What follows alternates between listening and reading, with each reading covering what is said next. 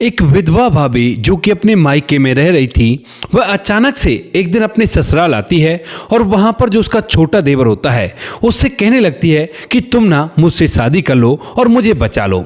अब इस बात को सुनकर देवर पूछने लगता है कि क्यों भाभी, ऐसा क्या हुआ तुमको? तो वो कहने लगती है कि मेरे जो पिता है ना, वो मुझे किसी को बेचना चाहते हैं और मैं ऐसा बिल्कुल भी नहीं चाहती। इस बात को सुनकर जो देवर है वो कहने लगता है कि बात तो आपकी ठीक है, लेकिन आपने तो मुझे माँ की तरह पाल पोस कर बड़ा किया है, तो मैं भला आपसे शादी कैसे कर सकता हूँ? कौन थी वह भाभी और क्या कारण था जो उसके पिता उसे बेचना चाहते थे, और क्या यह देवर उससे शादी कर पाता है या नहीं? पूरी सच्चाई के बारे में जानने के लिए वीडियो को अंत तक जरूर देखें। नमस्कार दोस्तों, मेरा नाम है जीतू और आप लोग देख रहे हो ब्रेन डिमांड चैनल। वीडियो को ज्यादा से ज्यादा शेयर करें और चैनल को सब्सक्राइब करना ना भूलें ताकि मेरा हौसला बढ़ता रहे। एक नया पत्रकार होता है जिसको पत्रकारिता का बहुत ही गहरा भूत सवार होता है, और इसीलिए वह हरिद्वार के घाटों पर चला जाता है साधुओं का पर्दाफाश करने के लिए। वह सोच रहा था कि किसी साधु का पर्दाफाश करूंगा और उसके बाद मेरी वीडियो रातों रात वायरल हो जाएगी और मैं अपनी जिंदगी को अच्छी तरह से सफल कर सकता हूं। ऐसा सोचकर वह वहां पर चला जाता है, लेकिन जैसे ही वो कई साधुओं को देखता है तो साधुओं की साधना को देखकर बहुत ज्यादा प्रभावित होता है, और वहीं पर उसे एक ऐसा साधु मिलता है जो रोज सुबह सुबह, सर्दी हो या गर्मी हो, सुबह 4 बजे उठता और 4 बजे उठने के बाद गंगा मैया के बीच में खड़ा होकर शीतल धारा में खड़ा हो जाता और नहाने धोने के बाद फिर से अपना भजन पर बैठ जाता। अब उस साधु को देखने के बाद उसका जितना भी भ्रम था जो वो पाले हुए था कि साधु ऐसे हुआ करते वैसे हुआ करते हैं, वो सारा के सारा दूर हो जाता है, और उसके बाद वो उससे बात करना चाहता कैसे भी करके।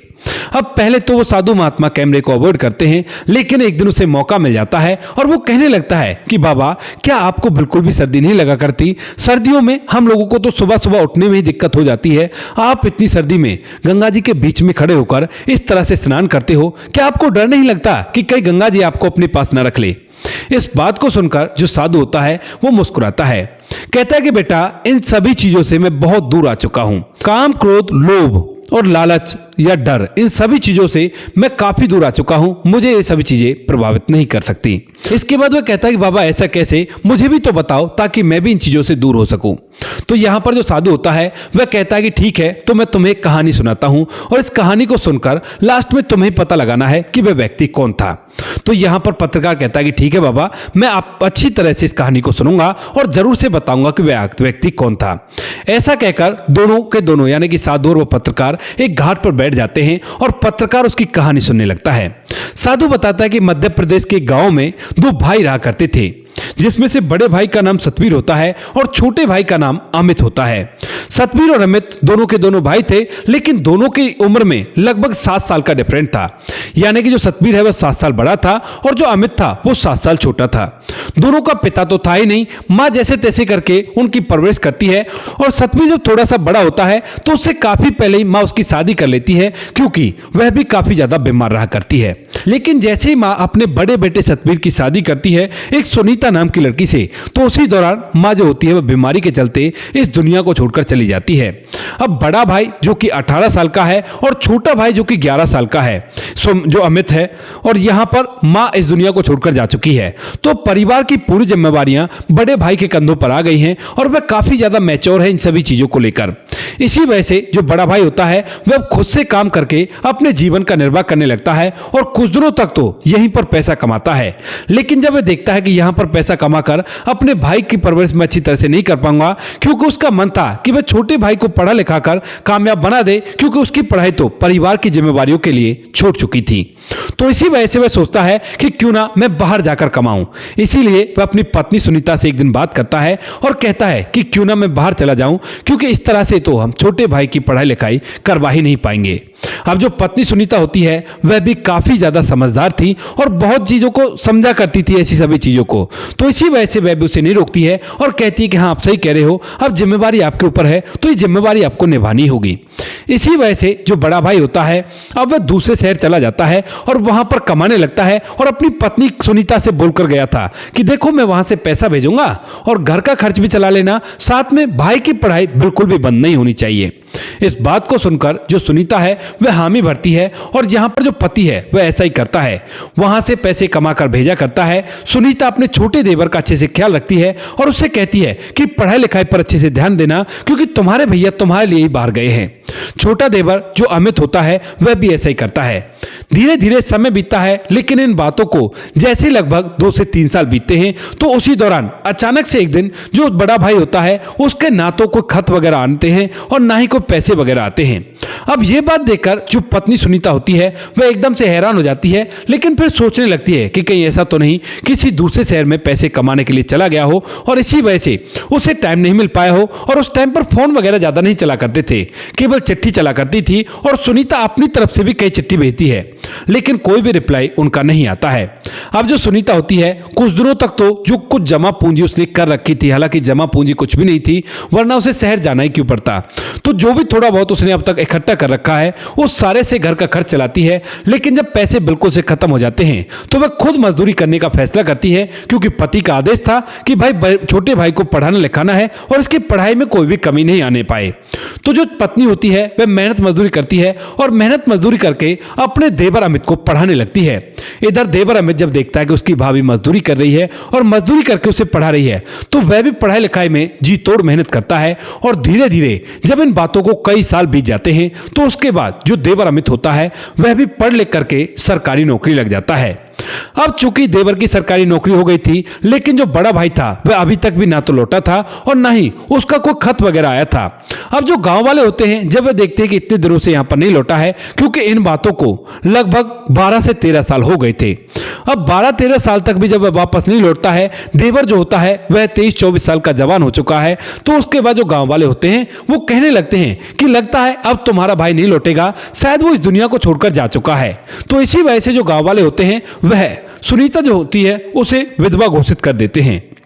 अब जो सुनीता थी उसे विधवा घोषित कर दिया गया था, लेकिन जैसे सुनीता विधवा घोषित होती है तो यहां पर अब सुनीता के ऊपर उसके पीहर वालों को अधिकार होना चाहिए था, क्योंकि ना तो उसका कोई बच्चा था और इसी वजह से जो गांव वाले होते हैं वह उसके गांव में खबर करवा देते हैं कि आपकी बेटी विधवा हो चुकी है और आप ऐसा करो उसे अपने पास ले आओ। क्योंकि पहले ऐसे हुआ करता था दोस्तों, जब कोई महिला बिना बच्चों के विधवा हो जाया करती और उसके बाद उसे उसके पीहर ही भेज दिया करता था, यानी कि उसके मायके भेज दिया जाता था। तो यहां पर सुनीता अपने मायके चली जाती है, लेकिन वहां पर जाने के बाद जो उसका पिता होता है वो काफी ज्यादा शराबी था और उसकी शराब की लत कुछ ऐसी बढ़ गई थी कि उसके बाद एक दिन वह अपनी बेटी का ही सौदा करने लगता है। सुनीता जो कि वहां पर भी इधर उधर काम किया करती थी, जब अपना पेट भरा करती थी, एक दिन जब अपने घर आती है तो घर के अंदर एक अमीर सेठ को बैठा हुआ देखती है और जैसे सुनीता घर के अंदर घुसती है तो उसका जो पिता होता है वो उस सेठ से इशारा करता है, कहता है कि ये है मेरी बेटी, कैसी है। तो उसके बाद जो सेठ है उसकी तरफ देखकर मुस्कुराता है और यहां पर जो सुनीता है वो समझ जाती है कि शायद पिता ने मेरा सौदा कर दिया है शराब की लत के चलते। उसके बाद सुनीता रात को अपने कमरे में चली जाती है, लेकिन मनी मन ढेर सारी बातें सोचती है कि ये तो सेठ को बेच रहा है, ये अपने घर ले जाएगा, झाड़ू पोछा करवाएगा, न जाने मेरी अब कैसी कैसी दुर्दशा होंगी, अब मुझे क्या करना चाहिए। ऐसा सोचकर वह काफी ज्यादा परेशान होती है और इसी परेशानी के चलते जब सुबह के लगभग 3 बजते हैं तो उससे नहीं रहा जाता और वह सोचती है कि इससे अच्छा तो अपने देवर के पास चलती हूं, अगर वो मुझसे शादी कर लेगा तो उसके बाद मेरे ऊपर उसका अधिकार होगा और ये सब कुछ मुझे सहन नहीं करना पड़ेगा। ऐसा सोचकर जो भाभी होती है रात के अंधेरे में ही दबे पांव वहां से निकलती अपने पिता के घर से और रात में सफर तय करने के बाद सुबह के लगभग 9 बजे अपने देवर के पास पहुंच जाती है। देवर जो कि ड्यूटी पर जाने वाला था और उसी समय जब अपनी भाभी को अपने दरवाजे पर देखता है तो कहने लगता है कि भाभी आप यहां पर कैसे, क्या हुआ आपको। तो उसके बाद जो भाभी होती है वो कहने लगती है कि देवर अब तुम मुझे बचा लो और मुझसे शादी कर लो। इस बात को सुनकर पहले तो वो हैरान होता है और कहने लगता है कि भाभी आखिर बात क्या है, आप ऐसा क्यों कह रही हो। तो उसके बाद जो भाभी होती है वो पूरी बात बताती है कि जिस तरह से मेरा पिता मुझे बेचना चाहता है और अगर तुम मुझसे शादी कर लोगे तो उसके बाद मेरे ऊपर तुम्हारा अधिकार होगा और यहां से मुझे कोई भी भेजने वाला नहीं होगा। इस बात को सुनकर यहां पर जो देवर होता है वो कहता है कि भाभी लेकिन आपने मुझे पाल पोस कर बड़ा किया है और आपने एक मां की तरह मेरी देखभाल की है, मैंने तो कभी आपको उस नजर से देखा ही नहीं है। ऐसा कहकर वह मना करने लगता है, लेकिन तभी यहाँ पर वह जब बार बार कहती है देखो तुम ही मुझे बचा सकते हो वरना मेरा पिता मुझे बेच देगा और बहुत ही गड़बड़ हो जाएगी। तो इसके बाद जो देवर होता है वो अपनी ड्यूटी से छुट्टी करता है और गांव के लोगों को इधर एकत्रित करता है। सभी लोग वहां पर इकट्ठा होते हैं और जब पंचों के सामने ये बात जाती है तो उन लोगों को भी ये बात सही लगती है। कहते हैं कि हाँ बात तो सही है, अगर ये लड़की इससे शादी कर ले तो उसके बाद इसका इस पर अधिकार हो जाएगा और फिर इसका पिता इसे बिल्कुल भी नहीं बेच सकता। इसीलिए जो गांव वाले होते हैं वो भी यही फैसला करते हैं, उसे समझाते हैं। कहते हैं कि भाई अमित देखो ये है तो तुम्हारे घर का हिस्सा ही और तुम अगर इससे शादी कर लोगे तो इसमें भला कौन सी बुराई है। इस बात को सुनकर जो अमित होता है वो कहने लगता है कि बुराई तो कोई भी नहीं है, लेकिन मैंने कभी भी इन्हें इन नजरों से नहीं देखा और मैं तो इनको मां समान समझा करता हूं। लेकिन तभी जो गांव वाले होते हैं वो कहते हैं कि वो सब बाद की बातें हैं, लेकिन देवर भाभी से शादी कर सकता है और तुम्हें इससे शादी करनी होगी अगर तुम्हें इसे बचाना है तो। उसके बाद देवर भी थोड़ी देर तक सोचता है और सोचने के बाद सोचता है कि देखो इसने हमारे लिए बहुत कुछ किया है और मेरी जो सरकारी नौकरी है वो भी इसी की देन है। तो इसी वजह से वह भी इस बात के लिए हामी भर लेता है और गांव वाले मिलकर वहीं पर उन दोनों की शादी करा देते हैं। शादी होने के बाद अब वह उस घर के अंदर रहने लगती है। जो अमित होता है अब वह देवर ना होकर पति की तरह उसके साथ रहा करता है। हालांकि इन चीजों को एडजस्ट होने में लगभग 6 महीने से 8 महीने तक लग जाते हैं, लेकिन धीरे धीरे दोनों इन सभी चीजों को अपना लेते हैं और एक साथ पति पत्नी की तरह रहने लगते हैं। धीरे धीरे कुछ समय बीता है और कुछ समय बाद यहां पर जो अमित होता है उससे सुनीता को एक बेटा भी पैदा हो जाता है। बेटा भी धीरे धीरे जब 3 साल का हो जाता है तो उसी दौरान जो उसका पहला पति होता है जिसका नाम सतवीर होता है वह अचानक से ढेर सारा रुपया पैसा कमाकर उस घर पर आ जाता है जिस घर को वो कभी छोड़कर गया था और पलट कर उसने लौटकर नहीं देखा। अब जैसे वो यहां पर आता है और आकर देखता है कि उसकी पत्नी ने तो उसके छोटे भाई से शादी कर ली है और उन दोनों का एक बच्चा भी है, तो उसके बाद बड़ा ही हैरान हो जाता है। और जब गांव में ये बात पता चलती है कि जिस सतवीर को मरा हुआ घोषित करके उसकी पत्नी को विधवा कर दिया गया था उसके बाद यहां पर वह वापस आ गया है, तो उसके बाद जो गांव वाले होते हैं वे एकदम से वहां पर इकट्ठा होते हैं और इकट्ठा होने के बाद बड़े ही असमंजस में फंस जाते हैं कि ये तो जिंदा है और इससे पहले ही हमने इसे विधवा घोषित कर दिया और छोटे भाई से इसकी शादी हो चुकी है।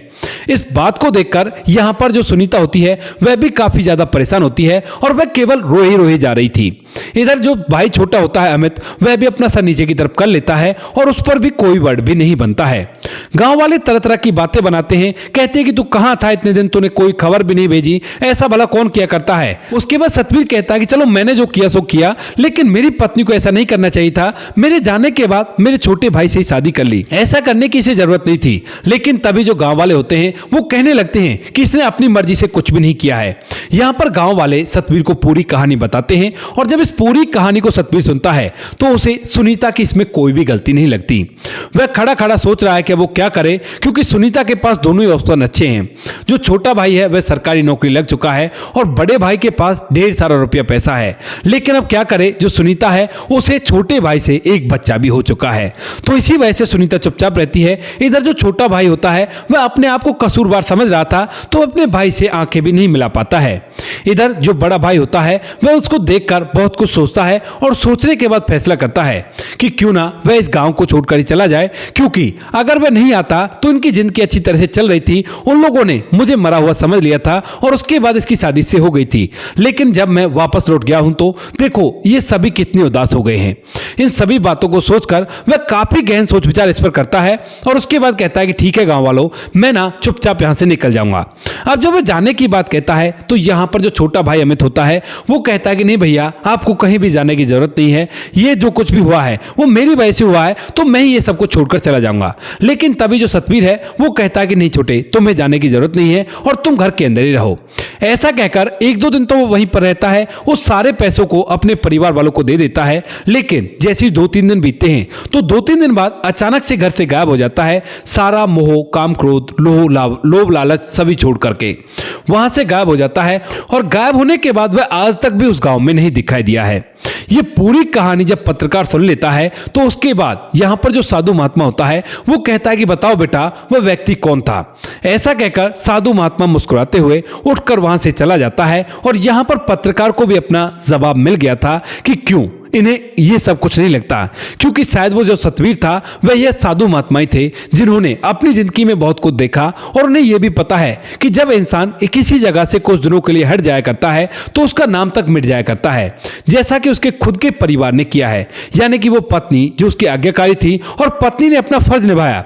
यहां पर किसी ने भी किसी से गद्दारी नहीं की, ना ही रिश्तों को तार तार किया, और जो सतवीर है उसने यही ठीक समझा कि वह अपने सभी चीजों को त्याग करके वहां से चुपचाप निकल आए।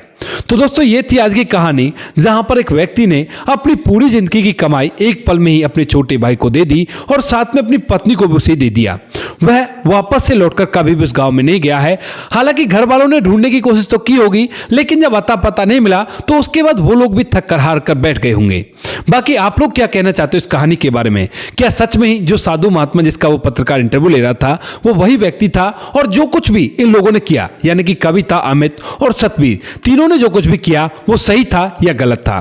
किसकी गलती है या किसी की गलती नहीं है, या फिर ये विधि का विधान है? ये बातें आप लोग कमेंट सेक्शन में लिख सकते हो, लोगों के साथ शेयर कर सकते हो। वीडियो अगर अच्छी लगी हो तो वीडियो को लाइक और चैनल को सब्सक्राइब जरूर करें, ताकि हमें थोड़ा सा हौसला मिल सके आप लोगों के लिए ऐसी अच्छी वीडियो बनाने के लिए।